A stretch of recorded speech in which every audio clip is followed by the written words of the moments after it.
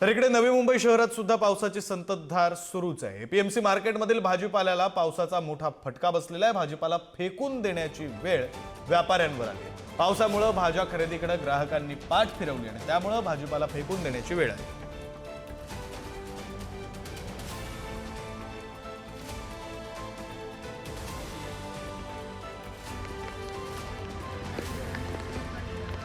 नवी मुंबईच्या एपीएमसी मार्केटमधील भाजीपाला फेकून देण्याची वेळ व्यापाऱ्यांवर आली।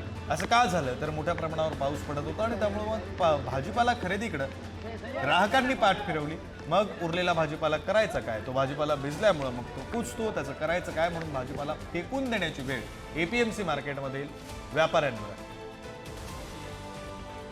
दुसरी दृश्य आहेत ठाण्याच्या वंदना डेपो परिसरातली। एसटीचा वंदना डेपो आणि त्या परिसरामध्ये पाणी इतकं साचले की एसटीचे टायर हे पूर्णपणे पाण्याच्या खाली गेले। एपीएमसी मार्केटमध्ये व्यापाऱ्यांनी फेकून दिलेला भाजीपाला आणि दुसरी दृश्य वंदना डेपोच्या परिसरामध्ये साचलेलं पाणी। जवळपास गुडघ्याच्या वर हे पाणी आहे, त्यातूनच नागरिकांना चालत चालत प्रवास करावा लागतो।